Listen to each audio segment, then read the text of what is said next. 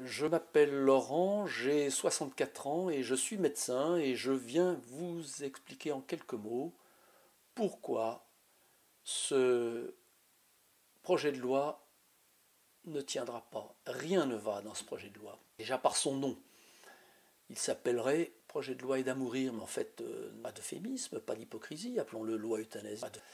Je crois que ce projet de loi apporte de très mauvaises réponses à une pourtant excellente question qui est celle-ci. Comment accompagner le mieux possible, comment soulager le mieux possible nos patients en fin de vie.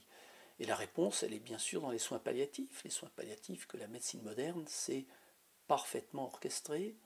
Ces soins palliatifs qui sont inscrits dans les différentes lois, la loi du 9 juin 1999, la loi Leonetti de 2005, la loi Claes-Leonetti de 2016, qui peuvent finalement se résumer par ces quelques mots, ni acharnement thérapeutique, ni euthanasie, mais développer les soins palliatifs. Alors, pendant 25 ans, a-t-on suffisamment développé ces soins palliatifs? Tous les soignants le disent, quand un malade est accompagné, qu'il est soulagé, que le patient est rassuré, eh bien, les demandes d'en finir tombent d'elles-mêmes. Et le personnel soignant va être vent debout contre ce projet de loi. Il y aura des démissions immanquablement.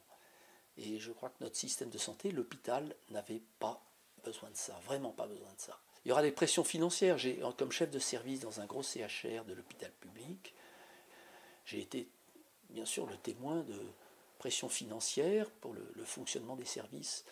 Et donc je crois que cette loi euthanasie va tuer les soins palliatifs. Il ne peut pas développer à la fois les soins palliatifs et développer l'euthanasie. C'est impossible.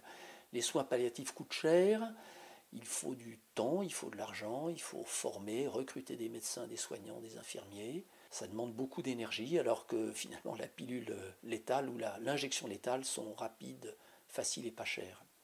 Un autre point fondamental, c'est que donner la mort ne peut pas être un soin. Ne demandez pas aux soignants de le faire, n'impliquez pas les soignants.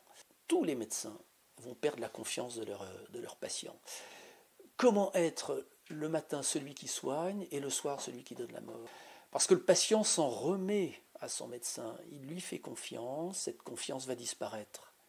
Il sait que le médecin a promis par serment qu'il allait s'occuper de lui de façon loyale, dévouée, et qu'il allait l'accompagner jusqu'au bout. Et bien sûr au serment d'Hippocrate, serment d'Hippocrate que j'ai prononcé un beau soir de novembre 88, le époque déjà, il n'y avait pas cette fameuse phrase historique je ne remettrai à personne du poison si on m'en demande et je ne prendrai pas l'initiative d'une pareille suggestion. Mais c'est la même chose, j'y fais référence chaque jour à ce serment d'Hippocrate. Ma devise finalement qui a guidé toute ma carrière médicale et qui continue de me guider dans mon activité. Guérir parfois, soulager souvent, consoler toujours, mais tuer volontairement, jamais, jamais. Décidément, ce projet de loi n'est ni fait ni à faire. Il n'y a rien, mais alors absolument rien qui va dans ce projet. Rien.